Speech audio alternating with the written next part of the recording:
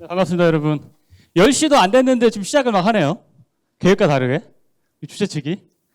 제가 오늘 세종에서 올라와가지고 또 마치고 또 세종에서 또 회의가 있어가지고 그 시간 또 배려해 주시느라고 조금 일찍 시작을 하신 것 같습니다. 반갑습니다, 여러분. 네. 덥죠? 더운데 이렇게 일찍부터 멀리서 오셔가지고 되게 감사하고 그렇습니다. 오늘 얘기 들어보니까 제주도에서 오신 분 계시다고 하더라고요. 자랑스럽게 손을 들고 계시는데 이따 제 이름으로 커피 쿠폰 하나 주십시오.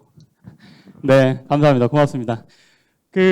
반갑고요. 하여튼 저희가 이제 아시겠지만 올해부터 저희가 기존에 두 가지 평가가 있었죠. 공공데이터 제공 그리고 데이터 기반 행정과 관련된 평가 두 개를 하나로 통합해가지고 이제 일원화해서 가는데 관련해서 저희가 지난 4월달에 세종에서 한번 설명회를 가졌습니다. 설명회를 갖고 설명을 드렸지만은 그럼에도 불구하고 저희가 봤을 때 조금 부족한 점이 한계가 있다고 봐가지고 지난주부터 해서 저희가 2주간 권역별 설명회를 추가로 갖고 있습니다. 그래서 오늘 또 이제 오전과 오후로 나눠서 설명을 드릴 텐데 오전에는 저희가 그 평가와 관련돼 가지고 실제 이제 정책이 그러니까 업무가 평가랑 어떻게 연동이 되는지를 좀 자세하게 좀 설명을 드릴 계획이고요. 또 오후에는 이제 품질 관리에 대해서 좀 설명을 드리려고 해요. 여러분들 품질 관리 사실 저희도 너무 어렵습니다. 근데 현장에 계신 분들 얼마나 더 어려우시겠어요. 그래서 품질 관리에 초점을 두고 품질 관리가 어떤 건지 그리고 진단 그리고 평가에 이르기까지 그 일련의 과정들을 좀 자세하게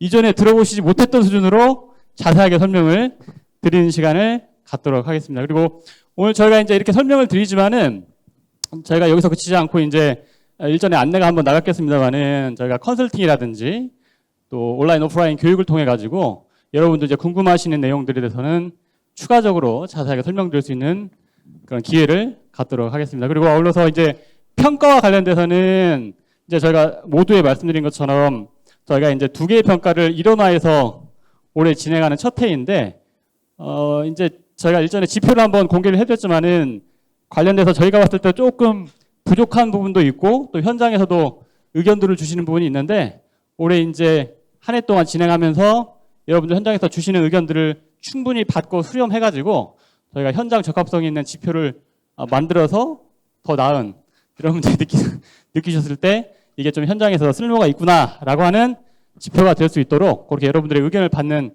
작업과 노력도 계속해 나가도록 하겠습니다. 다시 한번 먼 걸음 해주신 여러분께 감사 말씀드리고요. 더운 날씨에 이제 오전까지 계시는 분도 계시고 오후까지 다 계시는 분도 계실 텐데 긴 시간 저희 이제 저희가 준비한 내용 집중해서 들으시면 감사드릴 것 같고 여러분들 하시는 일 모두 다 잘 되시길 빌겠습니다. 대단히 감사합니다.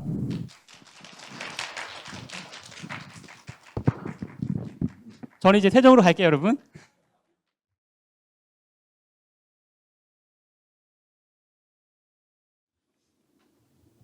네, 안녕하세요. 오전 시간 동안 공공데이터 제공과 데이터 기반 행정에 관한 정책과 평가 전반에 대해서 설명을 드리게 된 행정안전부 공공데이터 정책과 조현정 사무관입니다. 반갑습니다.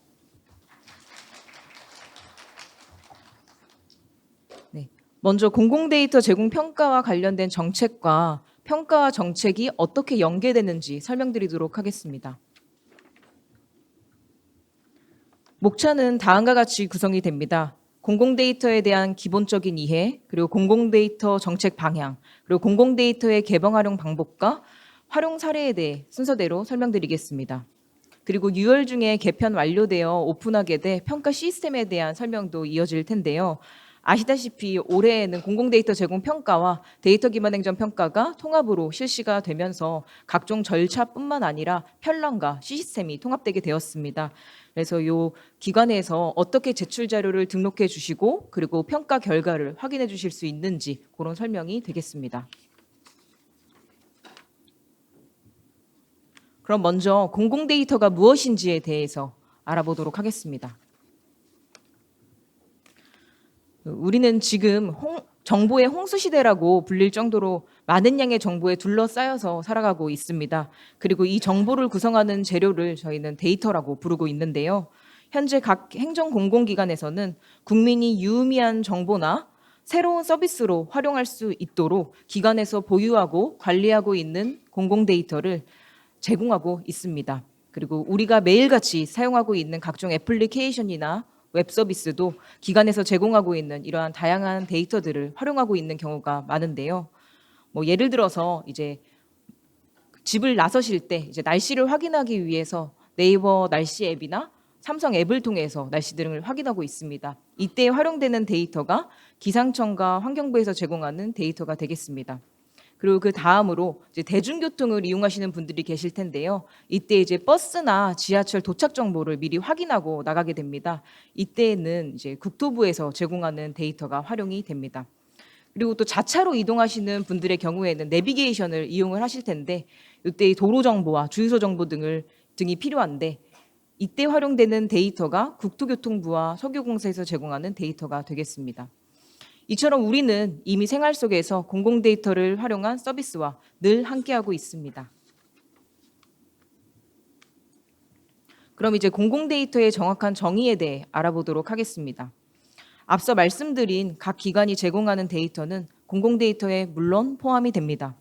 그리고 공공데이터법 제2조에 따르면 공공데이터란 공공기관이 법령 등에서 정하는 목적을 위하여 생성 또는 취득하여 관리하는 광 또는 전자적 방식으로 처리된 자료 또는 정보라고 정의하고 있습니다. 그리고 공공데이터법 제2조 2호에서 전자정보법에 따른 행정기관 등이 직무상 작성하거나 취득하여 관리하고 있는 자료로 전자적으로 처리된 것, 그리고 지능정보화 기본법에 따른 전자적 방식으로 처리된 자료 또는 지식 중 공공기관이 생산한 정보, 그리고 공공기록물 관리법에 따른 기록 정보 자료 등을 모두 공공데이터라고 규정하고 있습니다. 네, 다음은 공공데이터법 제3조를 통해 공공데이터 보유 관리의 기본 원칙에 대해 알아보겠습니다. 이 기본 원칙은 각 기관이 공공데이터를 국민에게 적극적으로 개방해야 한다는 공공데이터 정책 방향의 근본이라고 할 수 있습니다. 하나씩 살펴보면 먼저 각 기관은 공공데이터의 보편적 이용권 실현을 위해 누구든지 공공데이터를 편리하게 이용할 수 있도록 적극적으로 노력을 해주셔야 합니다. 다음으로 국민이 공공데이터에 접근하고 이용하는 데 있어서 평등이 보장되어야 합니다. 또한 각 기관은 법률에 명시된 제공중단 사유, 즉 타인의 권리를 현저히 침해하거나 불법 행위에 악용하는 등의 사유가 아니라면 이용자의 공공데이터 이용을 방해할 수 없고 영리적인 목적의 이용도 물론 허용되어야 합니다.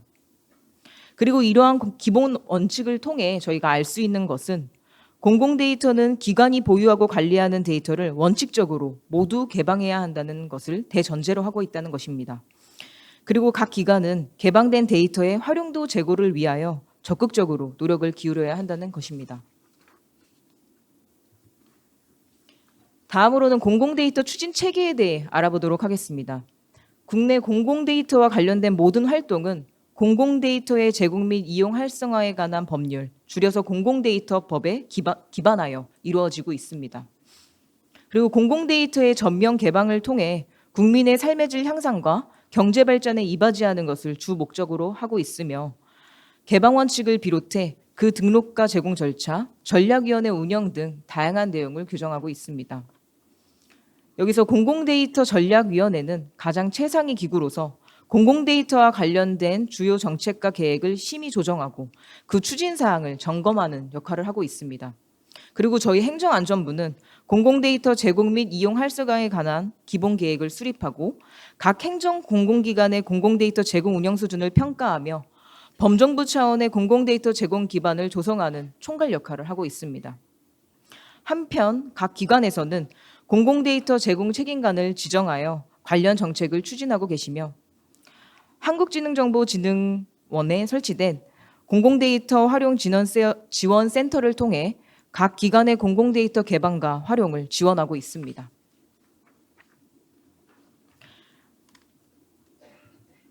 그러면 이제 각 기관이 보유한 공공데이터가 어떻게 국민에게 제공되고 있는지 알아보겠습니다. 공공데이터는 공공데이터법 제17조에 따라 공공데이터법에서 규정하고 있는 개방 예외 대상에 해당하지 않는다면 원칙적으로는 모두 개방 대상에 해당되고 공공데이터법 제19조 사항에 따라 그 데이터는 공공데이터 포털을 통해 개방되어야 합니다. 특히 현 정부 국정과제 11번이 디지털 플랫폼 정부 정책에서는 모든 데이터가 하나로 연결된 플랫폼 위에서 국민과 기업, 정부가 함께 사회 문제를 해결하고 새로운 가치를 창출하자는 이념 아래 각 기관의 네거티브 원칙의 데이터 개방을 강조하고 있습니다. 개방한 공공데이터를 지속적으로 관리해야 한다는 부담 등으로 인해 개방에 다소 소극적인 태도를 보이시는 기관도 있으실 텐데요. 디지털 플랫폼 정부와 공공데이터의 보편적 이용권 확대라는 이념 아래 각 기관에서는 개방에 보다 적극적인 태도를 가져주실 필요가 있습니다. 한편 공공데이터 포털에 제공되지 않는 데이터에 대해서는 국민이 기관에 직접 제공 신청을 할 수 있도록 공공데이터법 제27조에서 규정하고 있습니다. 공공데이터 포털을 통해 제공 신청이 접수되면 화면에 보이는 것과 같이 제공 결정 또는 거부가 진행됩니다. 제공 요청을 받은 기관에서는 요청일로부터 10일 내에 제공 여부를 결정하고 제공 결정을 한 경우에는 신청인에게 이를 통보해야 하며 공공데이터법 제18조 19조에 따라 그 데이터를 공공데이터 포털에 등록해 주셔야 합니다. 그리고 이와 같이 공공데이터 포털을 접수된 공공데이터 제공 신청이 각 기관에서 적기에 처리되고 있는지에 대한 여부는 저희 공공데이터 제공 평가 1-2 지표를 통해서 평가되고 있습니다. 지금부터는 공공데이터 정책 방향에 대해 설명드리겠습니다. 먼저 지금까지의 공공데이터 정책 성과에 대해 간단히 설명하고 현재 어떠한 체계로 정책이 이행되고 있는지 알아보도록 하겠습니다. 공공데이터법이 제정된 2013년부터 10년이 지난 지금까지 중앙행정기관, 지방자치단체, 공공기관은 국민과 기업에게 높은 품질의 수준의 공공데이터를 제공하기 위하여 다양한 노력을 기울이고 있습니다. 그리고 그 결과 2023년 말 기준으로 약 8만 7천여 개의 데이터가 공공데이터 포털에 개방되었습니다. 특히 국민과 기업의 수요가 높은 부동산 종합정보와 같은 198개 분야의 데이터를 국가중점 데이터로 선정하여 개방을 추진하였습니다. 이러한 노력을 바탕으로 민간의 공공데이터 이용과 활용 서비스 개발 건수도 지속적으로 증가하고 있는데요. 뿐만 아니라 우리의 공공데이터 수준은 세계 무대에서도 인정을 받아 OECD 공공데이터 평가에서 사회 연속 1위를 차지하는 등 많은 성과를 거두고 있습니다. 개방된 공공데이터가 정책에 활용되는 대표적인 성과 몇 가지를 또 알아보겠습니다. 먼저 2020년 코로나19가 장기화되면서 마스크 재고가 부족해지는 마스크 품귀 대란이 일어난 때가 있었습니다. 이때 정부가 각 약국의 마스크 재고 현황 데이터를 민간에 개방하였고 민간에선 그 데이터를 활용하여 공적 마스크 앱을 개발하였습니다. 그리고 이를 통해 마스크 수급이 빠른 시일 내에 안정화될 수 있었습니다. 이와 비슷한 사례로 2021년 요소수 구매 대란 당시에 민관협업을 통해 주유소별 요소수 재고량과 가격 데이터를 수직 개방하여 민간이 이를 활용한 서비스를 개발한 사례가 있었습니다. 이를 통해서 요소수 부족 문제를 신속하게 해결할 수 있었습니다. 이처럼 그간의 공공데이터 정책은 기관의 대대적인 공공데이터 개방 사업 추진과 민관 협업을 통하여 민간의 새로운 서비스 창출과 사회 현안의 효과적인 해결에 일조할 수 있었습니다. 이러한 성과 창출의 근간이 된 공공데이터 정책 이행 체계에 대해 설명드리겠습니다. 먼저 공공데이터법 제7조에 따라 3년마다 공공데이터 기본계획이 수립됩니다. 그리고 공공데이터법 제8조에 기반하여 기본계획에 따라 매년 기관별 추진계획을 포함한 시행계획이 작성됩니다. 아울러 각 기관의 공공데이터 정책 이행 사항은 공공데이터법 제9조에 따라 저희 행정안전부 주관으로 실시되는 공공데이터 제공 운영 실태 평가를 통해 그 수준을 평가받고 있습니다. 그 평가 결과는 공공데이터 정책 개선에 활용이 되고 그렇게 개선된 정책은 다시 또 평가 지표에 반영이 되면서 선순환 체계를 통하여 이제 정책을 더 좋은 방향으로 이끌어가려고 합니다. 또한 국민과 기업을 대상으로 공공데이터 이용 수요, 이용 현황, 애로사항 등을 청취할 수 있는 공공데이터 이용 현황 조사도 공공데이터법 제10조에 따라 시행되고 있습니다. 앞서 말씀드린 것처럼 매 3년마다 공공데이터 기본계획을 통해 범정부 차원의 공공데이터 정책 방향과 과제들이 수립되고 있습니다. 그리고 지난 2022년 12월에 수립된 가장 최근의 기본계획인 제4차 기본계획의 주요 방향과 과제에 대해 간략하게 알아보겠습니다. 이 기본계획은 2023년부터 25년까지의 거시적인 정책 방향을 담고 있습니다. 내용은 크게 공공데이터 개방 확대, 민간협력 강화, 그리고 법제도적 기반 강화로 구성이 됩니다. 하나씩 살펴보면 먼저 디지털 플랫폼 정부의 핵심 가치이기도 한 모든 데이터의 개방 연계를 실현하기 위해 행정 공공기관이 생산한 모든 공공데이터를 네거티브 방식으로 전면 개방하고자 합니다. 다음으로 국민과 기업의 수요가 많은 공공데이터를 발굴 제공해서 사회 문제를 해결하고 민관 협력을 강화하고자 합니다. 마지막으로 공공데이터법 전면 개정을 통해 공공데이터 제공 이용 중심으로 정립되어 있는 현재 법령을 공공데이터의 생성부터 수집, 저장, 가공, 활용, 보존, 폐기까지 생애 전반에 걸친 규정으로 확대하고 그 적용 범위를 확대하고자 합니다. 이를 통해서 범정부 공공데이터 정책을 아우르는 법령이 될 수 있도록 보강하려고 합니다. 좀 더 자세히 살펴보면 제4차 기본계획에서는 모든 데이터의 개방과 연결을 통한 디지털 플랫폼 정부 실현을 비전으로 삼고 있습니다. 그리고 4차 기본계획의 이행을 통해 국민에게는 통합적, 선제적, 맞춤형 데이터를 제공하고 기업에게는 데이터를 통한 새로운 경제적 이익 창출의 기회를 제공하며 그리고 정부는 데이터를 중심으로 민간과 협업하여 과학적으로 문제를 해결하는 것을 목표로 하고 있습니다. 이러한 비전과 목표 실현을 위한 주요 과제를 살펴보면 먼저 그간 기관이 개별 법령이나 다른 사유로 아직 개방하고 있지 않은 데이터의 개방을 중점적으로 추진합니다. 그리고 2018년부터 기관에 메타데이터 관리 시스템을 배표하여 데이터의 메타데이터를 수집하고 있고 2022년에는 이 메타 관리 시스템에 등록된 데이터를 기반으로 각 기관이 보유하고 있으나 아직 개방하고 있지 않는 데이터에 대해 기관별 검토와 협의를 거쳐 3년 단위의 중장기 개방 계획을 수립하였습니다. 또한 양적 개방뿐만 아니라 데이터의 질적 확대를 또한 노력도 추진합니다. 특히 각 기관이 보유 관리하고 제공하는 데이터에 대한 품질 관리 수준 평가를 기반으로 데이터의 정합성, 완결성, 유효성 등을 평가해 인증을 부여하는 제도인 품질 인증 제도를 도입하였습니다. 여기서 품질 관리 수준 평가는 저희 공공데이터 제공 평가의 품질 영역에 해당하는 내용입니다. 그리고 이를 통해서 인증을 획득한 기관의 데이터는 누구나 믿고 활용할 수 있는 데이터로 인정받을 수 있도록 하고자 합니다. 그리고 이 인증 제도를 계속 확대하여 더 많은 기관의 데이터를 국민이 믿고 쓸 수 있도록 하고자 합니다. 아울러 한 곳에서 공공데이터를 보다 편리하게 제공 활용할 수 있도록 차세대 공공데이터 포털을 구현하고 공공데이터 활용 기업에 대해 각 기관의 역량과 성장 단계에 맞는 맞춤형 지원을 확대합니다. 또한 사회연한 해결을 위해 지역, 시민사회, 민간과의 파트너십을 강화해 나가고자 합니다. 앞서 잠깐 언급드린 것처럼 공공데이터 이용 현황 조사와 공공데이터 정책의 이행 수준에 대한 평가를 통해 성과 관리가 이루어지고 있습니다. 먼저 매년 공공데이터 활용기업 실태조사를 실시하고 활용기업 사례를 모아 사례집을 발간하고 있는데요.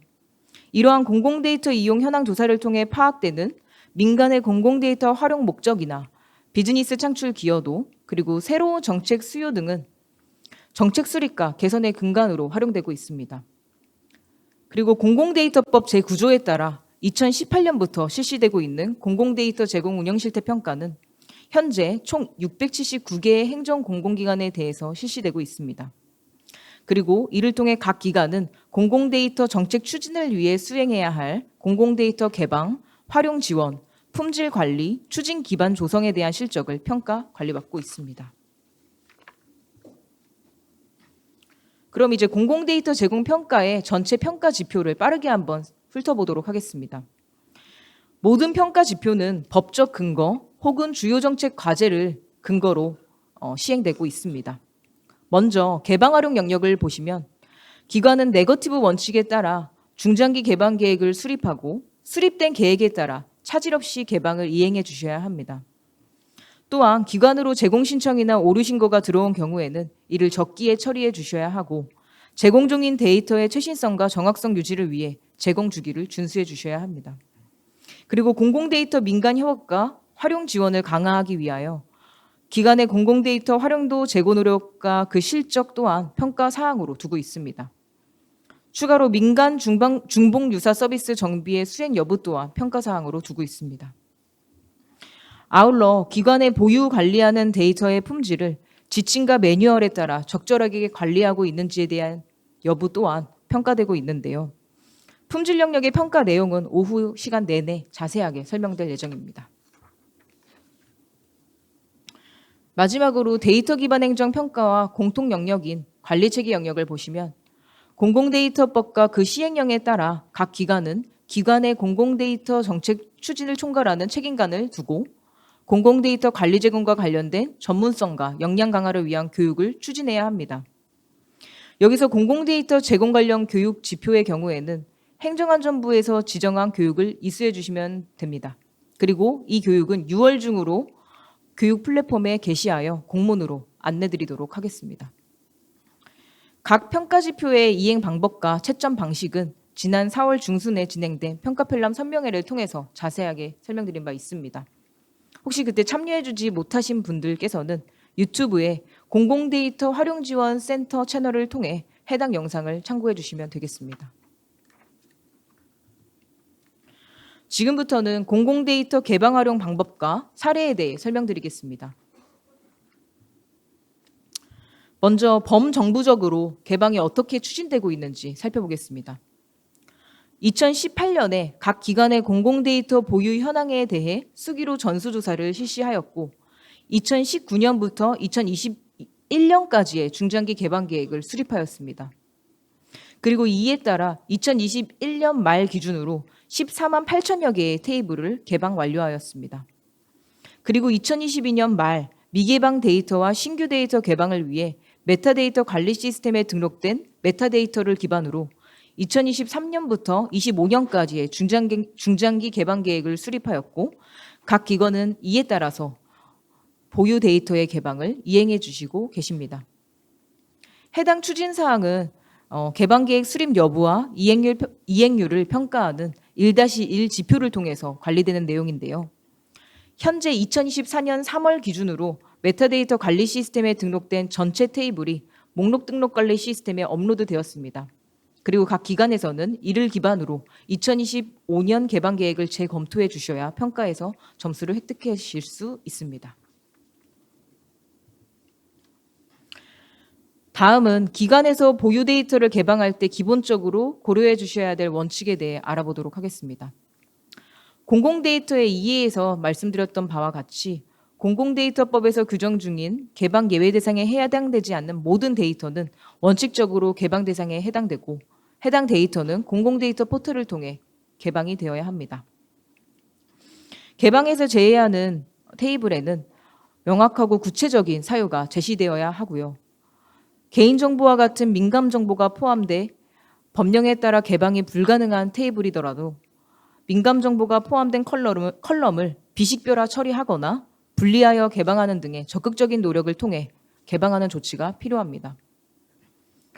또한 개방 데이터의 활용도 제고를 위해 가급적이며 로우 데이터의 단순 통계화는 지향하고 기관의 정보 시스템에서 관리되는 형태의 로우 데이터로 개방을 해주셔야 합니다.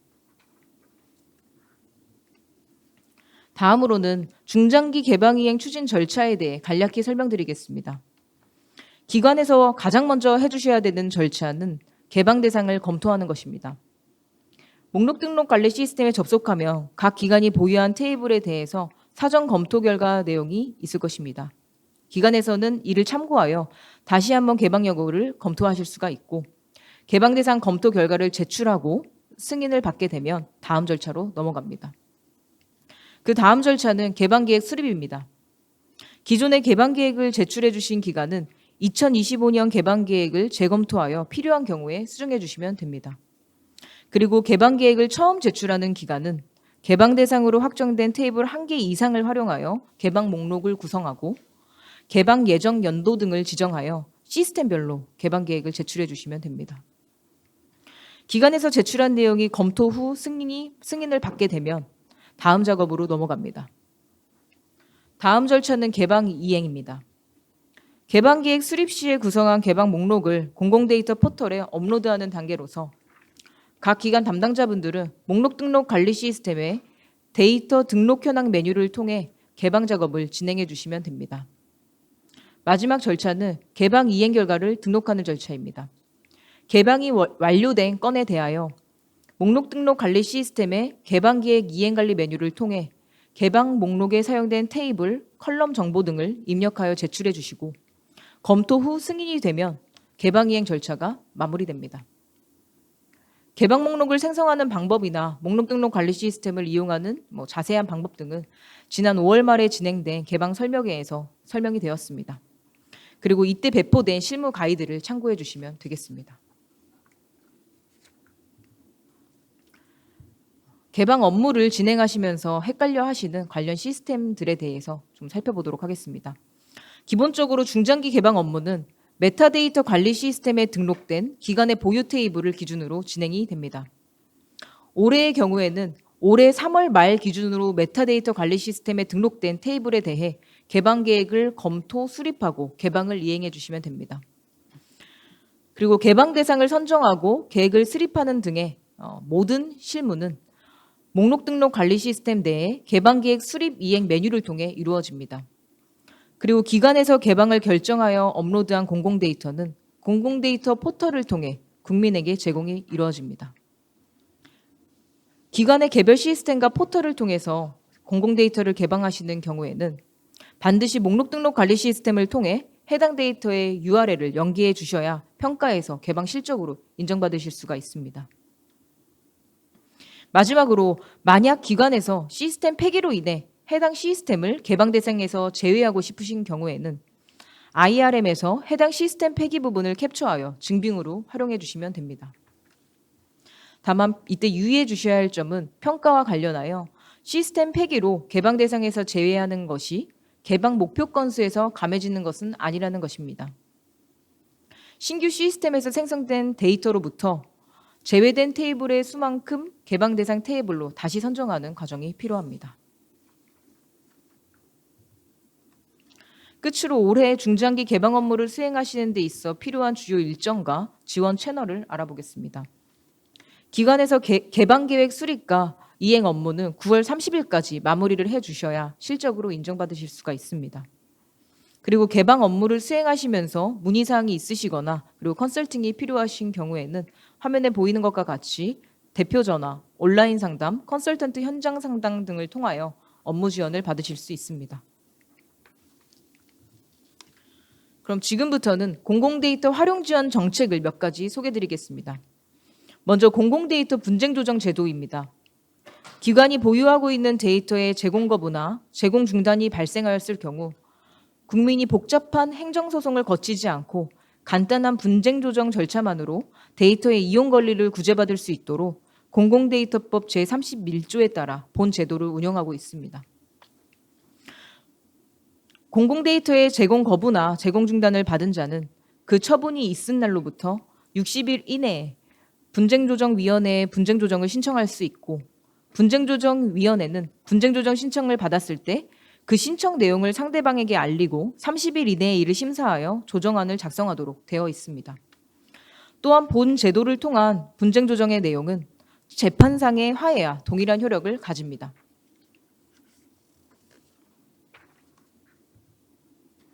다음은 민간 중복 유사 서비스 방지를 위한 정책입니다.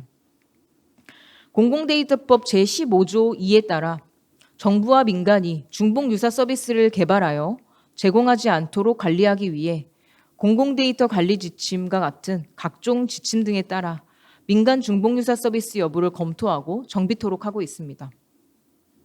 이때 민간 중복 유사 서비스를 판단하는 기준은 다음과 같습니다. 우선 1차적으로 공공데이터를 활용한 서비스를 대상으로 서비스의 공공성을 판단하여 공공에서 이를 개발하여 제공하는 것이 타당한지 검토합니다. 이때 공공성을 판단하는 기준은 명확한 법적 근거가 존재하는지, 안보, 외교, 국방 등과 같은 공공만의 영역인지, 그리고 국민 안전재난 영역인지 여부 등을 기준으로 합니다. 그리고 1차 공공성 기준을 만족하지 못하는 서비스들에 대해서는 2차 기준을 적용합니다. 민간의 중복유사 서비스가 존재하는지, 그리고 이를 민간 서비스로 대체할 수 있는지, 그리고 이를 정비했을 때 이용자의 불편을 해소할 수 있는 대책이 있는지, 이러한 것들을 종합적으로 판단하여 고려합니다. 해당 내용은 1-6 지표인 민간 중복유사 서비스 정비 미수행 지표에서 정비 수행 여부를 평가하고 있습니다. 그리고 앞의 기준에 따라 서비스 정비 권고를 받게 된 기관의 경우에는 해당 서비스를 정비해 주시거나 정비 계획을 수립하여 제출해 주시지 않은 경우 전체 평가 점수에서 서비스 한 건당 1점씩 감점이 이루어지게 됩니다. 끝으로 민간의 창업자와 예비 창업자를 지원하기 위한 정책을 소개하겠습니다. 먼저 공공데이터 활용 창업 지원 공간인 오픈스퀘어 D를 운영하고 있습니다. 데이터 활용 교육, 기업 컨설팅, 투자 유치 설명회, 네트워킹 등을 할 수 있도록 전국 6개 거점으로 운영 중입니다. 또한 활용 기업의 데이터 활용 역량에 따른 맞춤형 지원 패키지를 제공하는 창업 지원 프로그램도 운영 중입니다.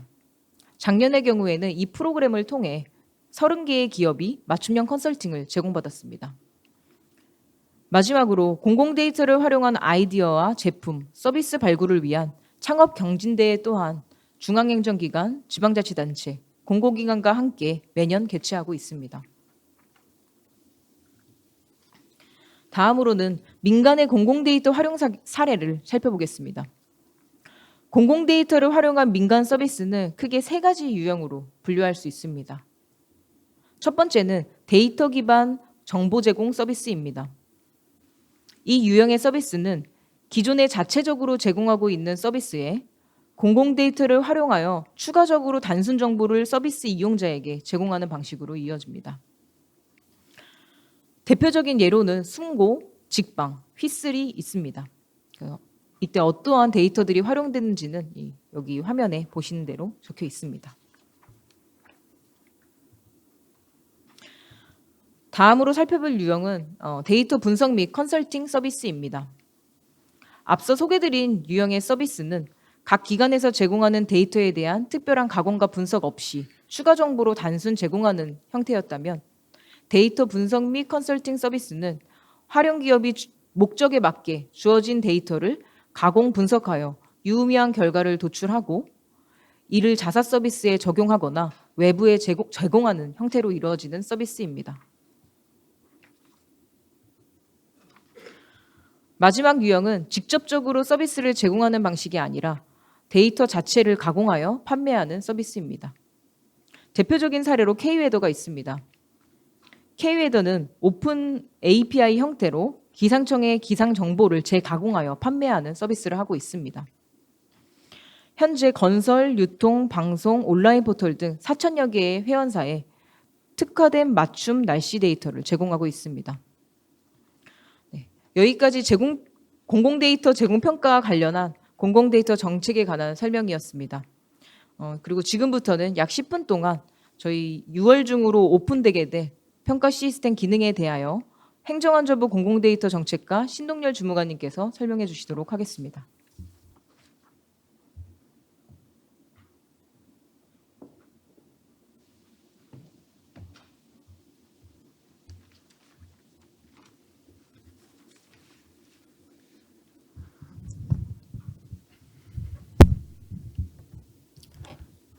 네. 안녕하세요. 행정안전부 공공데이터 정책과 신동열 주무관입니다. 저희가 저번 주 화요일부터 시작으로 2주 동안 교육을 지금 권역별 교육을 돌고 있는데 제가 사무실을 복귀할 때마다 부재중 전화가 많이 쌓여 있더라고요. 제가 일부러 안 받은 건 아니고 제 자리를 비워서 혹시나 전화를 하셨는데 이게 계속 전화가 안 되신 분은 뭐 메일 같은 거를 남겨주시면 제가 확인하고 답변을 드리거든요. 그래서 그렇게 좀 급한 거는 뭐 메일이라든지 아니면 문자 등으로 저한테 연락을 주시면 제가 답변을 드릴 수 있도록 하겠습니다. 네, 지금부터는 평가 시스템에 대한 간단한 안내를 드릴 예정이고요. 평가 시스템에 대한 상세한 매뉴얼은 저희가 시스템 정식 오픈 후에 공문이나 공지사항 등을 통해서 안내 드릴 수 있도록 하겠습니다. 작년까지는 공공데이터 제공 운영 실태 평가, 데이터 기반 행정 실태 점검, 품질 관리 수준 진단 평가 대응을 위해서 개별 평가 시스템을 접속하셨을 텐데요. 올해부터는 품질 표준 관리 통합 시스템 한 곳에서만 평가 대응을 해주시면 되겠습니다. 접속하실 때에는 목록 등록 관리 시스템 얼.데이터.go.kr에 접속을 하셔서 왼쪽 메뉴를 보시면 기간 시스템 연계 메뉴가 있고요. 해당 메뉴를 통해서 품질 표준 관리 통합 시스템 클릭하셔서 접속하시면 되겠습니다. 다음은 품질 표준 관리 통합 시스템 메인 화면입니다. 상단에 보시면 공공 데이터 제공 평가하고 데이터 기반 행정 평가 탭을 통해서 각 평가 관리 화면으로 이동하실 수 있습니다. 품질 관리 수준 진단 평가는 공공 데이터 제공 평가 탭에서 내용들을 확인하실 수 있습니다. 네, 각 평가 화면의 첫 화면입니다. 평가 일정이나 지표별 평가 진행 현황을 확인하실 수 있고 공공 데이터 제공 평가의 경우 품질 영역의 평가 대상 DB 선정 그리고 자체 평가 등 일정을 같이 확인하실 수 있습니다. 좌측의 메뉴바를 보시면 평가 관리나 이의 신청 그리고 결과 확인 등 평가 전반적인 업무 관리 기능 메뉴를 확인하실 수 있고 네, 지금부터는 시스템 정식 오픈 전 화면이고요. 아직 담당자분들께서 아마 품질 대상 DB 선정 등으로 해당 시스템을 접속하신 분들이 있을 텐데 지금 화면부터는 저희가 정식 오픈 후에 아마 확인을 하실 수 있을 겁니다. 공공 데이터 제공 평가 탭을 예로 설명을 드리겠습니다. 좌측의 평가 관리 메뉴에서 하위 메뉴인 증빙 등록 및 자체 평가 메뉴를 보시면 올해 평가 지표 전체를 확인하실 수 있고 우측을 보시면 진행 상태가 나타나 있습니다. 진행 상태에서 지금 보면 제출 불필요로 표시되어 있는 지표가 있는데 해당 지표들은 실적이 자동 집계되거나 아니면 목록 등록 관리 시스템, 범정부 데이터 분석 시스템 등 다른 시스템에서 실적이 집계되는 지표입니다. 따라서 품질 표준 관리 통합 시스템에서는 별도로 실적 제출을 하실 필요는 없습니다. 그리고 본 시스템에서 실적을 제출해야 하는 지표는 우선 미진행 상태로 표시될 거고요. 실적 자료를 저장하는 등 행위를 해주시면 평가 진행 중으로 상태가 변경될 겁니다. 그리고 실적 자료를 최종 제출 처리해 주셔야 제출 완료로 표시가 바뀌게 됩니다. 해당 품질 표준 관리 통합 시스템에서 실적 제출이 필요한 지표는 우측의 상세 보기 버튼을 클릭하셔서 제출 화면으로 이동하시면 됩니다. 다음이 실적 자료 제출 화면이고요. 하단에 보시면 제출 자료란이 있습니다. 제출해야 하는 자료 항목을 확인해 주시고 그에 맞는 기간 실적을 제출해 주시면 되겠습니다.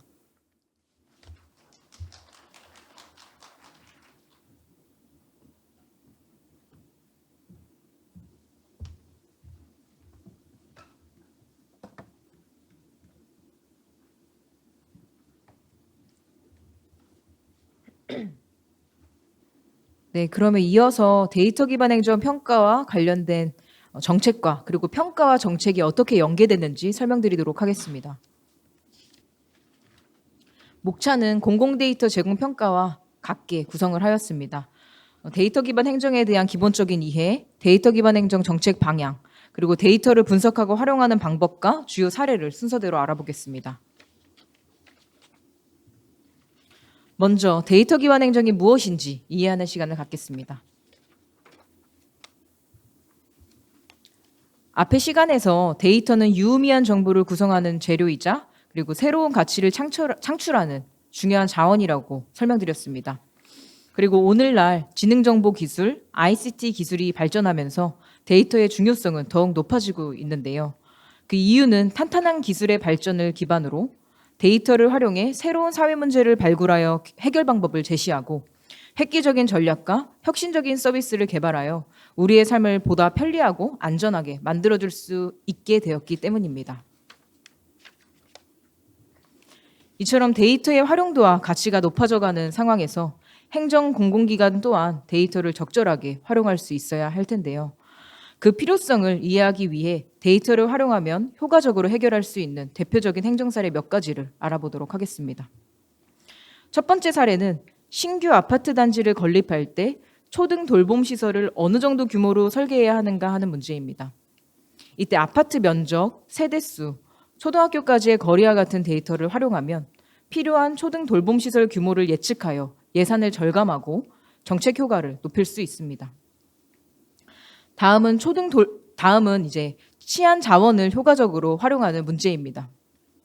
이 경우에도 112 신고 유형과 유동인구 데이터를 활용하면 방범용 순찰 차량의 이동 경로를 효율적으로 기획할 수 있게 되어 제한된 치안 자원을 범죄를 효과적으로 예방할 수 있게 됩니다.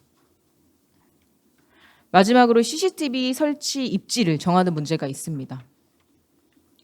이 경우에도 유동인구, 여성 청소년 인구, 파출소 위치, CCTV 설치 현황과 같은 데이터를 분석 활용하면 CCTV를 가장 높은 범죄 예방 효과를 보여줄 수 있는 위치에 설치할 수 있게 됩니다. 데이터 기반 행정은 이처럼 각종 의사결정 문제에서 경험과 직관에 의존하는 방식이 아니라 데이터라는 객관적인 근거에 기반하여 과학적으로 정책적 의사결정을 수행하는 행정을 의미합니다.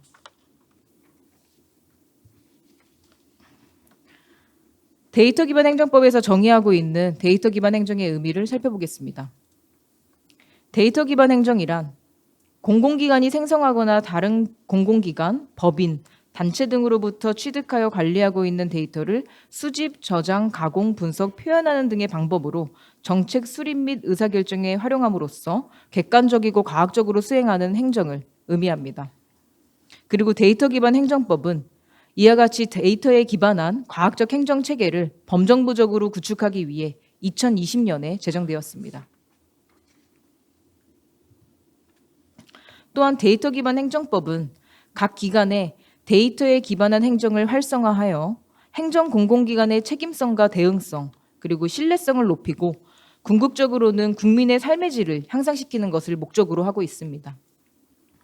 그리고 이를 위해 각 기관이 데이터를 적극적으로 공유하고 이를 효과적으로 정책을 수립하는 데 활용하도록 규정하고 있습니다.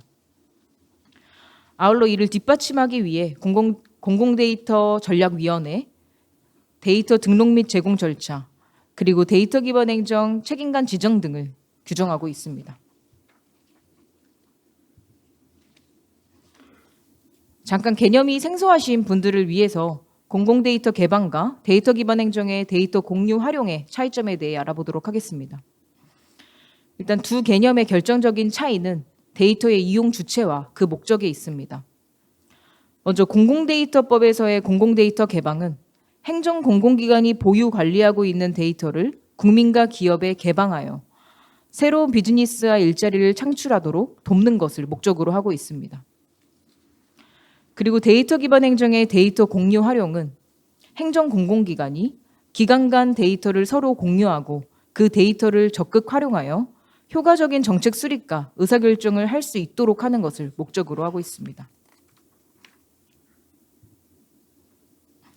그럼 데이터 기반 행정의 발전 상황을 한번 살펴보겠습니다. 2020년 데이터 기반 행정법이 시행된 이후 행정 공공기관의 데이터 기반 행정의 중요성에 대한 인식이 점차 확산되어 가고 있는 중입니다.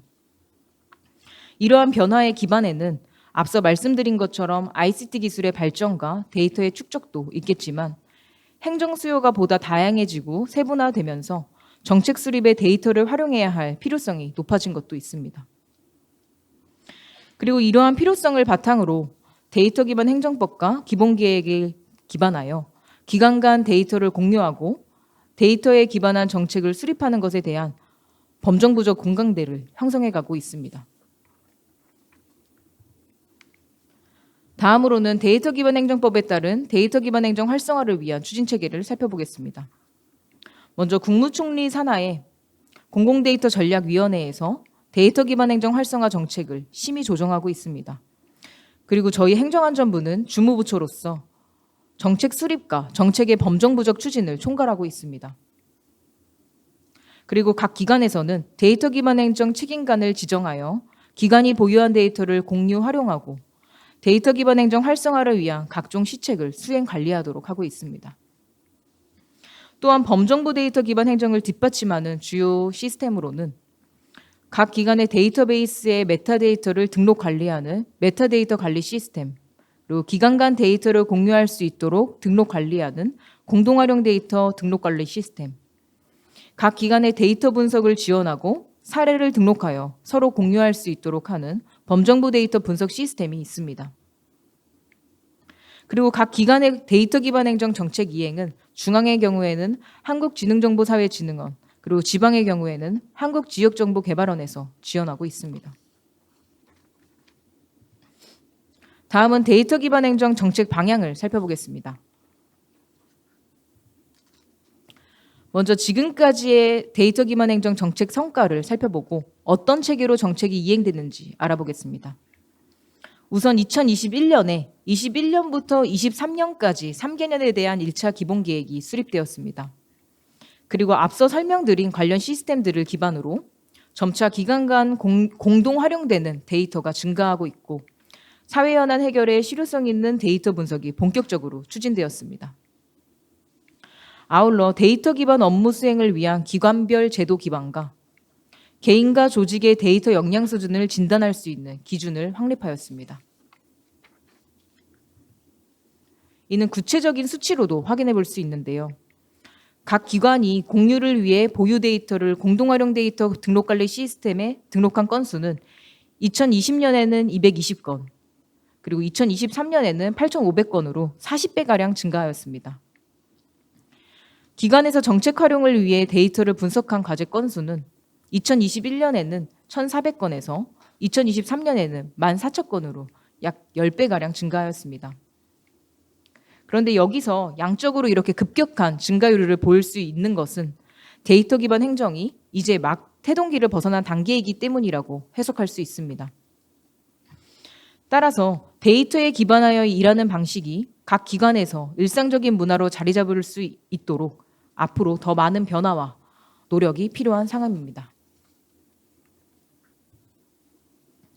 다음으로는 데이터 기반 행정법에 따른 정책 이행 체계를 살펴보겠습니다. 먼저 3년 단위로 기본계획이 수립되고 각 기관은 이 기본계획의 정책 방향에 따라 매년 시행계획을 수립하여 이에 따라 정책을 추진해주고 계십니다. 그리고 각 기관의 데이터 기반 행정 정책 이행 수준은 저희 행정안전부 주관으로 시행되는 데이터 기반 행정 실태 점검을 통해 매년 평가되어 관리됩니다.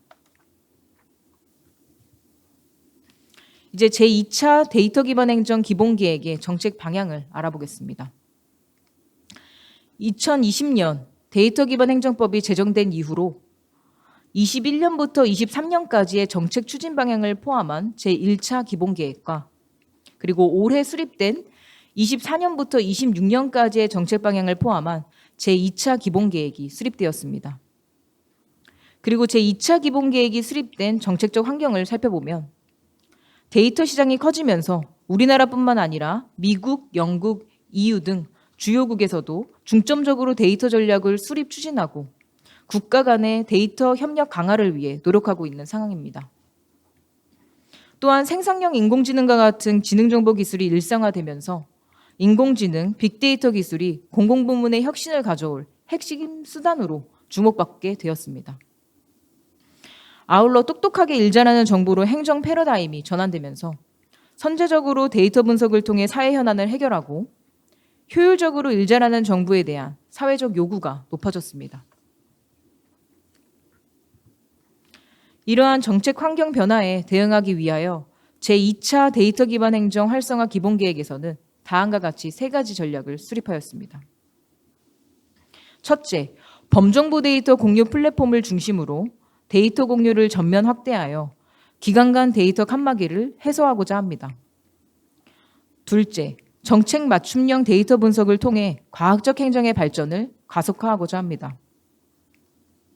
셋째, 데이터 공유, 분석, 활용을 일상화하여 데이터 기반 행정 문화를 공공부문에 정착시키고자 합니다. 그럼 데이터 공유 전면 확대부터 전략을 하나씩 살펴보도록 하겠습니다. 이 전략의 핵심은 각 기관의 예외적인 정보를 제외한 모든 데이터를 기관 간에 공유해야 한다는 것입니다. 그리고 현재 각 기관의 데이터 공유 활성화를 위한 법적 기반을 강화하기 위하여 데이터의 전면 공유를 의무화하고 공유 데이터의 범위를 확대하는 방향으로 법 개정을 추진하고 있습니다. 기관 간 데이터 공유에 관한 내용은 데이터 기반 행정 평가 공유 영역에서 평가 지표 3-1부터 3-3까지의 내용과 연계가 되어 있고 각 기관은 이를 통해 이행 상황을 평가받게 됩니다. 이를 위해 각 기관에서는 사전에 수립한 공동 활용 데이터 등록 계획에 따라 올해 등록해야 할 데이터를 등록해 주셔야 합니다. 그리고 법령상 예외 사항에 해당하는 경우를 제외하고 메타데이터 관리 시스템에 등록된 보유 DB를 기준으로 70% 이상의 데이터를 포함하여 기관의 공유 데이터 구축 관리 로드맵을 수립해 주셔야 합니다. 아울러 각 기관은 공유 계획과 앞서 말씀드렸던 개방 계획의 기반이 되는 메타데이터 관리 시스템에 각 기관에 보유 관리하고 있는 데이터베이스의 메타데이터를 현행화하여 등록해 주셔야 합니다. 이는 데이터 기반 행정법 제16조에 따라 추진되어야 할 업무로 평가지표 3-4인 메타데이터의 등록 및 관리를 통해 평가되고 있는 사항입니다. 메타데이터를 등록하고 공유를 등록해 주는 그런 업무는 각각 2월, 5월에 설명회를 통해 자세히 설명드린 바 있습니다. 필요한 경우에는 해당 자료와 영상을 참고해 주시기 바랍니다. 다음은 과학적 행정 추진의 가속화입니다. 이 전략의 핵심은 각 기관이 데이터를 분석하고 이를 실제 정책에 활용토록 하는 것입니다.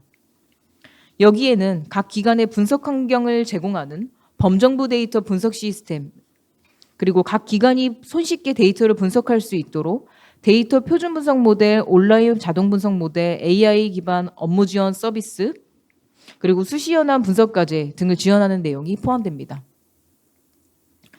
그리고 해당 추진 내용은 데이터 기반 행정 평가의 분석 활용 영역인 평가지표 2-1, 2, 3과 연관되어 진행됩니다. 각 기관은 데이터를 활용해 효과적으로 해결할 수 있는 과제를 발굴하고 분석 과제를 수행하고 분석 결과를 정책 수립에 활용하는지 등의 여부를 이 평가를 통해 관리되게 됩니다.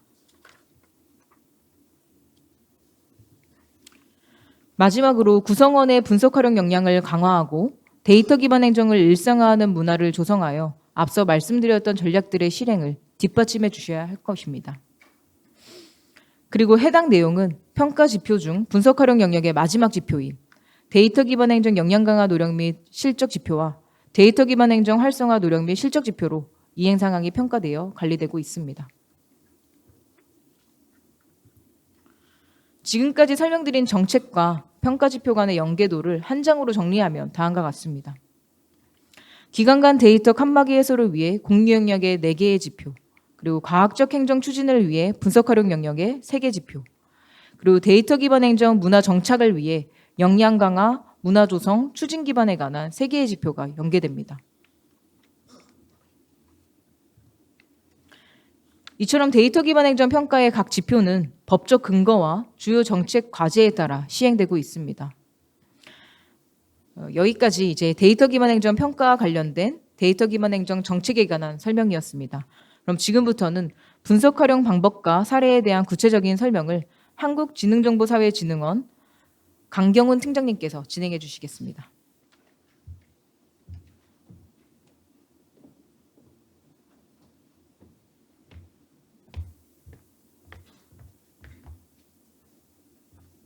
네, 안녕하십니까.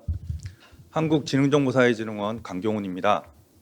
저희는 행정안전부와 함께 우리나라의 데이터 기반 행정 활성화를 위해 여러 가지 정책과 사업을 추진하고 있습니다. 오늘은 데이터 분석 방법과 활용 사례에 대해서 몇 가지 소개를 해드리겠습니다. 데이터 분석에 어려움을 많이 느끼는 기관도 있을 거고, 또 올해 실태 점검 신규 대상이 된 기관에서도 많이 참석하셨을 것 같은데, 오늘 내용이 큰 도움이 되기를 바랍니다. 먼저 데이터 기반 행정 절차, 그러니까 데이터를 분석해서 그 결과를 의사결정이나 정책 수립에 활용하는 그 절차에 대해서 설명드리겠습니다. 전체적으로는 주제를 선정하고 필요한 데이터를 식별해서 수집, 정제하고 그 정제한 데이터를 분석해서 그 결과를 시각화 등의 방법으로 이제 의사결정이나 정책 수립에 활용하는 것이죠. 주제는 그러니까 기관 업무에 관련된 주제를 탐색하는데요. 해당 기관의 정책이나 또 업무 추진 계획 등에 포함되어 있는 주제일 수도 있을 거고요. 아니면 민원이나 SNS, 언론 기사 등의 데이터를 활용해서 주제를 탐색할 수도 있습니다. 주제가 선정이 되면 그 주제를 분석하는 데 필요한 데이터를 식별해야 되는데요. 자체적으로 보유한 데이터일 수도 있고, 또 기관 외부에 있는 데이터일 수도 있을 겁니다. 자체적으로 보유한 데이터는 쉽게 수집을 할 수 있을 거고, 또 요즘은 공공 데이터로 많이 개방이 되어 있고, 또 공동활용 등록관리 시스템에도 많이 공유가 되어 있기 때문에 그러한 데이터들을 수집하는 데 큰 어려움은 없을 겁니다. 다만 개인정보나 민감정보 등의 이슈로 개방하지 못하는 그런 다른 기관의 데이터가 필요한 경우에는 기관 간 협조가 필요할 테고요. 경우에 따라서 민간 데이터가 필요한 경우도 있습니다. 그런 경우에는 구매 비용이 들 수도 있습니다.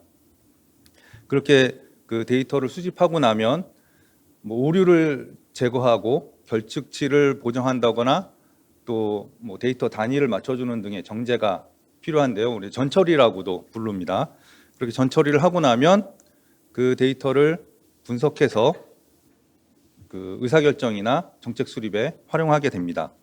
행정안전부에서는 요 밑에 보시는 것처럼 각 단계를 지원하기 위한 시스템을 운영을 하고 있는데요. 마지막에 있는 범정부 데이터 분석 시스템에 대해서는 뒷부분에서 한 번 더 설명을 드리겠습니다.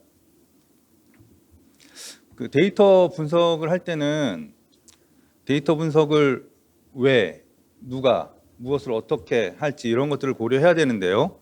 먼저 비전과 목표가 명확해야 됩니다. 두 번째로는 조직 전체가 참여해야 합니다. 데이터는 잘 알고 있는데 업무를 잘 모르거나, 반대로 업무는 잘 알지만 데이터 분석 역량이 부족한 경우가 많습니다. 모두가 협력해야 좋은 결과를 만들 수 있습니다. 셋째로는 현실적이고 단계적인 추진 계획을 수립해야 합니다. 마지막으로는 그럴듯해 보이는 것이 아니라 꼭 필요한 것 위주로 추진할 필요가 있습니다. 데이터 분석 절차를 살펴보겠습니다. 보시는 절차는 2016년도에 한국지능정보사회진흥원이 발간한 공공 빅데이터 업무 적용 가이드를 지금 현실에 맞게 일부 수정하여 제시한 것인데요. 참고로 올해 본 가이드를 업데이트할 예정입니다. 연말쯤에는 업데이트된 가이드를 보실 수 있을 것 같습니다. 데이터 분석 절차는 사전 준비 단계, 추진 단계, 그리고 활용 및 고도화 단계로 구분할 수 있습니다. 준비 단계에서는 먼저 분석 과제를 발굴하고 데이터 확보 방안을 검토하고 또 분석 방안을 수립합니다. 이렇게 해서 과제 추진 계획을 수립하는데요. 이 과제 추진 계획에는 누가 참여할지, 또 예산은 얼마나 쓸 수 있는지, 또 분석 결과를 어디에 어떻게 활용할지 등이 포함될 수 있을 겁니다. 이렇게 추진 계획을 수립하고 나면 과제 요건 정의부터 데이터 수집 및 전처리, 또 분석 모델링, 구현, 시각화 등의 사업 추진 단계를 거칩니다. 이렇게 해서 분석 결과가 나오면 업무에 적용하고 효과를 검증해 봅니다. 시간이 지남에 따라서 분석 모델 고도화가 필요한 경우도 있습니다. 그런데 이런 절차가 이렇게 칼로 자르듯이 딱 구분되지 않는 경우도 있습니다. 분석 주제나 또 기관 특성에 따라서 유동적일 수 있기 때문에 전체적인 프로세스를 참고만 해주시면 좋을 것 같습니다. 지금부터는 그 실제 분석 사례에 대해서 소개를 해드릴 건데요. 그 행정안전부가 데이터 분석 사업으로 지원해서 분석한 사례 그 3개와 또 행정기관이 자체적으로 분석한 사례 3개를 준비했습니다. 먼저 23년도에 행정안전부와 부산광역시가 함께 이용자 중심 대중교통 노선을 분석한 사례입니다. 우리 수도권에서는 그 대중교통 요금이 거리에 비례해서 달라집니다. 그러니까 탈 때 카드를 찍고 내릴 때 카드를 찍죠. 그런데 그 부산광역시를 포함해서 다른 많은 지자체에서 그 거리에 따라 달라지지 않고 그냥 단일 요금제를 많이 시행하고 있습니다. 그러니까 내릴 때 잘 안 찍겠죠. 한 40% 정도 찍고 있다고 합니다. 그러니까 그 실제 승하차 정보를 파악하기가 어렵고 실수요에 기반한 버스 노선 개편에 어려움을 겪고 있었습니다. 그래서 부산시는 본 과제를 통해서 통행사슬 알고리즘을 통해 그 하차 정보가 누락된 데이터를 보정하고 이를 통해서 대중교통 수요 공급량, 이동 동선을 분석하고 또 잠재 수요를 도출하고자 하였습니다. 분석 절차는 보시는 바와 같이 이제 3단계로 구성되어 있는데요. 먼저 데이터 현황을 파악하고 추가로 필요한 데이터를 정리하였습니다. 교통카드 데이터, 버스 운행 기록, 생활 인구수, 유동 인구수 등의 데이터를 수집하였는데요. 카드 데이터와 유동 인구수는 민간 데이터를 구매한 것이고 나머지는 부산광역시와 또 부산교통공사의 데이터를 활용하였습니다. 데이터 수집 후에는 오류 제거, 결측치 보정, 가명 정보 처리 등의 전처리를 하였습니다. 통행사슬 알고리즘을 통해서 하차 추정 모델을 개발했는데요. 예를 들면 뭐 이런 겁니다.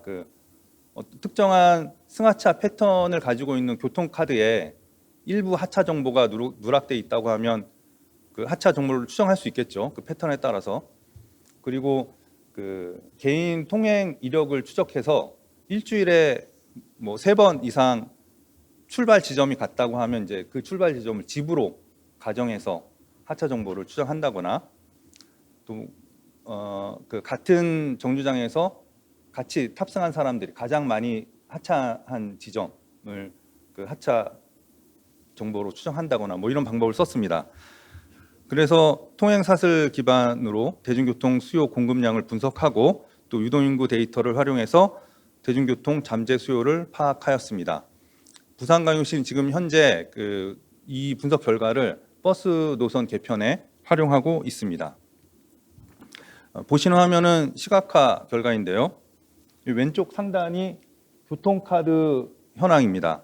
그래서 시간대별 이용량, 정류소별 이용량, 버스, 지하철 노선별 이용량 보여주고 있고요. 오른쪽 화면은 그 교통카드 이용 정류장을 히트맵으로 보여준 것입니다. 교통카드가 많이 찍힌 정류장은 더 진한 색으로 표시되어 있습니다. 하단 화면은 그 버스 노선을 선택하면 그 제차 정보와 혼잡도 등을 차트로 표출해주고 또 노선 중복도, 굴곡도 등을 보여주고 있습니다. 보시는 화면은 KT 유동인구 데이터를 활용해서 그 심야 시간 잠재 수요를 파악한 결과를 시각화한 것인데요. 이쪽이 승차 수요, 이쪽이 하차 수요고요. 여기 읍면동, 여기는 그 격자별로 대표 정류장을 표시한 겁니다. 이렇게 그 잠재 수요를 도출해서 현재 심야버스 공급 현황을 파악해 보면 이제 신규로 필요한 그 심야버스 노선을 파악할 수 있겠죠. 그 심야버스 신규 도입에 활용할 수 있습니다. 부산시 사례를 한 번 더 요약해 보자면 하차 추정 분석 모형을 3단계로 순차 적용하여 약 99.6%까지 하차 추정이 가능하였고 이런 승하차 정보를 활용해서 정류장별 승하차량, 제차 인원, 정류장 밀도, 배차 간격, 노선 굴곡도 등을 분석해서 비효율적 운행 구간 53개를 도출했습니다. 또 그 통신사, 카드사 등의 민간 데이터를 활용해서 신규 정류장 후보지와 심야 버스 운영 구간에 대한 잠재 수요도 도출하였습니다. 부산광역시는 현재 이 분석 결과를 시내버스 노선 수시 개편에 활용하고 있고 곧 전면 개편에 활용할 예정입니다. 다음은 23년도에 행정안전부와 근로복지공단이 함께 산업재해 안전지수를 개발한 사례입니다. 여기 보시는 것처럼 22년도에 재해자 수가 총 13만 명이 넘습니다. 그중 사망자 수는 2,200여 명이 넘고요. 근로복지공단은 그 지역 또는 그 사업장별로 산업재해 안전지수를 개발하여 시각화하고 또 사업장별 산업재해 예측 모델을 개발해서 그 취약 지수가 높은 지역을 중심으로 그 지자체랑 연계해서 그 재해 예방 그 정책을 수립하는데 지원하고자 하였습니다. 그 안전지수 개발 절차는 보시는 바와 같이 그 세 단계로 구분되어 있는데요. 먼저 산재 발생 정보, 요양 정보, 또 시공구 정보, 근로자 정보 등의 정보를 수집해서 학습 데이터로 구축했는데요. 대부분 자체 보유 데이터와 또 고용부 등이 개방한 공공 데이터를 활용하였습니다. 데이터 수집 후에는 오류 제거 및 그 결측치 보정 등의 전처리를 진행하였습니다. 그 산재는 업종이나 근로자 고용 형태에 따라서 그 재해 유형과 빈도가 굉장히 많이 차이가 납니다. 또 지수 개발을 위해서는 다양한 요인을 분석하고 경우의 수를 따져볼 필요가 있기 때문에 다양하게 상관관계를 분석을 시도하였고 그 결과를 바탕으로 그 산재 유형별 지수 모델을 선정하였습니다. 그 이후에는 머신러닝 알고리즘을 활용해서 그 모델 정확도를 검증하고 튜닝을 진행하였습니다.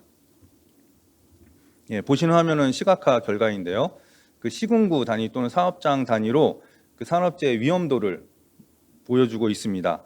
또 사업장별로 중증도, 빈도, 안전에 대한 이력 정보도 확인할 수 있고요. 또 아래 화면에 보시면 업종별로도 안전지수를 확인할 수 있습니다. 그래서 근로복지공단은 그 산업재해 분석 결과를 바탕으로 지자체와 협력해서 산업재해 개선을 위한 정책 수립과 또 산업재해 예방 계획 수립을 지원하고자 하였습니다. 또 향후에는 공단 내 스마트 산재 보상 시스템의 빅데이터 분석 및 시각화 기능으로 고도화할 계획입니다. 이런 체계가 정착이 되면 산재 건수 감소와 또 보험 수지율 개선에도 기여할 것으로 기대하고 있습니다. 다음은 23년도에 행정안전부와 한국해양교통안전공단이 함께 해상 혼잡도 예측 모델을 개발한 사례입니다. 우리나라가 관할하고 있는 해역이 국토 면적의 4배가 넘습니다. 여기에서 그 여객, 화물운송, 어업, 레저 등의 다양한 활동이 이루어지고 있는데 다른 교통수단에 비해서 교통안전관리체계가 미흡한 실정입니다. 기존에는 그 최근 5년간의 해양사고, 기상예보 등의 정보를 활용해서 가로 세로 5km 격자별로 사고 위험도를 예측하고 있었는데요. 본 과제를 통해서 선박 운항 정보와 격자별 그 체류 시간을 통해서 격자별 밀집도를 계산하고 그 밀집도를 활용해서 AI 기반 해상 교통 혼잡도 예측 모델을 개발하고자 하였습니다. 앞선 두 사례와 형태는 좀 다르지만 그 전체적인 프로세스는 유사합니다. 여기 데이터를 수집하고 전처리를 하고 모델을 적용해서 활용하는 단계로 구성되어 있습니다. 먼저 그 격자 정보, 선박 정보, 또 해양 환경 정보 등을 수집하였는데요. 그 자체 보유한 데이터와 해양수산부, 해양경찰청, 기상청 등이 개방한 공공 데이터를 활용했습니다. 데이터를 수집한 이후에는 격자별 해상 교통 혼잡도, 또 수심, 해양 환경 자료 등을 학습 데이터로 구축하였습니다. AI 기반 예측 모델을 활용해서 3일 동안 1시간 간격으로 해상 교통 혼잡도를 생산하고 또 모델 고도화 및 검증을 통해 최적 모델을 결정하였습니다. 지금 이 예측 결과는 해양교통안전 정보 시스템에 탑재돼서 대국민 서비스를 하고 있습니다. 보시는 화면이 그 해양교통안전 정보 시스템에서 보실 수 있는 화면인데요. 특정 격자를 선택하면 파고, 풍속, 혼잡도 예측 정보 등을 보실 수 있습니다. 혼잡도가 높은 지역은 가로 세로 2.5km까지 세분화해서 그 혼잡도를 보여주고 있습니다.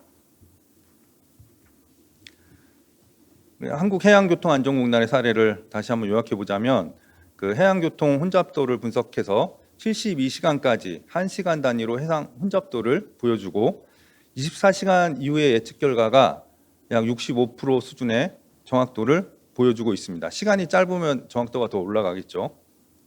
이러한 예측 결과를 그 해양교통안전 정보 시스템에서 제공하고 있기 때문에 국민들은 어업이나 그 해양 레저 활동에 활용할 수 있고 정부는 그 해양 사고 예방 또는 안전조치 시행에 활용할 수 있습니다. 예, 여기까지 그 행정안전부가 데이터 분석 사업으로 지원한 사례였고요. 여기서부터는 그 행정공공기관이 자체적으로 분석한 사례를 몇 가지만 간단히 살펴보겠습니다. 먼저 서울시 보육 소외 지역 선정 사례인데요. 어린이집 등의 그 보육시설 분포와 그 지역별 인구 증가 추이 등의 데이터를 결합합니다. 인구 데이터에는 뭐 어린이 수라든지 그 뭐 맞벌이 가구 수, 소득 수준 뭐 이런 정보가 포함될 수 있겠죠. 이런 데이터를 결합하면 그 지역별로 그 현재 보육시설이 충분히 설치가 되어 있는지, 부족한지, 부족하면 얼마나 더 구축을 해야 되는지 이런 정보를 예측할 수 있겠죠. 이런 그 결과를 활용해서 그 국공립 어린이집 확충 계획 수립에 수립을 하였고 그 동별, 지역별 불균형 해소에 기여한 사례입니다. 다음은 성북구 안심기가 마을버스 사례인데요. 본 사례는 버스 노선 정보, CCTV 설치 정보, 유동인구 데이터 등을 활용해서 유동인구 시간대별 유동인구 특성을 파악하고 심야 시간에 유동인구가 드물거나 또는 그 여성 인구가 밀집한 지역을 보안 취약 지역으로 진단해서 시각화해 줍니다. 이렇게 하면 이 결과를 안심기가를 위한 뭐 다양한 공공 서비스나 정책 수립에 활용할 수 있습니다. 다음은 산림청 산불 위험 예보 사례인데요. 산림청은 산불 위험 예보 시스템을 운영하고 있습니다. 과거 산불 발생 데이터와 기상 데이터, SNS 데이터 등을 실시간으로 수집해서 산불에 취약한 지역을 등급화해서 지도에 표시해 줍니다. 이런 정보를 활용해서 산불 예방 정책 수립에 활용하고 또 산불에 빠르게 대응할 수 있도록 지원해 주는 시스템입니다. 제가 오늘 시간 관계상 여러 사례를 소개해드리지 못하고 6개 사례 정도를 준비했는데요. 범정부 데이터 분석 시스템에 보면 다른 기관에서 분석한 사례가 많이 올라와 있습니다. 제가 이번 주에 확인했을 때 한 4천여 건 이상 올라와 있거든요. 그래서 그 분석 사례를 확인해 보시면 이제 내가 관심 있는 분야에 어떤 분석 사례들이 있는지 또는 우리 기관과 비슷한 유형의 다른 기관은 어떤 데이터 분석을 하고 있는지 뭐 이런 것들을 참고해 보시면 분석 주제를 발굴하거나 분석을 수행하시는데 많은 도움이 될 겁니다. 범정부 분석 데이터 분석 시스템에 있으니까 꼭 확인해 보시고요. 이제 마지막 순서가 될 것 같은데요. 범정부 데이터 분석 시스템에 대해서 간략히 소개해 드리겠습니다. 이 시스템은 행정 공공기관이 그 데이터 분석을 할 수 있도록 그 맞춤형 분석 환경을 제공해서 데이터 기반의 의사결정 및 정책 수립을 지원하는 시스템입니다. 공공부문 데이터 통합 검색, 소셜 분석, 온라인 분석, 표준 분석 모델, 분석 환경 제공 등 그 사용자 분석 역량에 따른 다양한 서비스를 제공하고 있습니다. 오늘은 시간 관계상 그 우리 실태 점검 지표 중에 그 두 가지 지표는 이 분석 시스템에 등록을 하게 되어 있는데요. 그 데이터 분석 실적과 정책 활용 실적 요 두 가지입니다. 나머지는 앞선 시간에 그 발표해 드렸던 그 평가 시스템에 입력을 하시는 거고, 데이터 분석 실적과 정책 활용 실적 요 두 가지 지표만 분석 시스템에 등록을 하는 것입니다. 이 시스템을 활용하시려면 먼저 사용자 등록을 해야 되는데요. insight.go.kr에 접속해서 여기 사용자 등록을 클릭하면 이제 오른쪽에 보시는 등록 화면이 나타납니다. 기본 정보와 인증서를 등록을 해야 되는데요. 공무원 사용자는 GPKI로 사용자 등록하시면 바로 가입이 되고요. 공공기관 사용자는 재직 증명서를 등록을 하고 승인 절차를 밟아야 합니다. 이렇게 해서 로그인을 하시면 여기 상단에 있는 메뉴 중에 여기 분석 사례 메뉴가 있습니다. 아까 말씀드린 다른 기관의 분석 사례가 여기 많이 등록되어 있으니까 참고해 보시고요. 분석 사례 등록을 클릭하면 오른쪽에 보시는 것처럼 그 분석 사례 등록 화면이 나타납니다. 여기에 분석 사례를 등록할 때 분석 개요나 분석 내용에 있는 그 필수 입력 정보를 등록을 하시고 결과 보고서와 그 증빙 자료를 등록을 합니다. 이게 그 정책 활용 실적까지 연결되는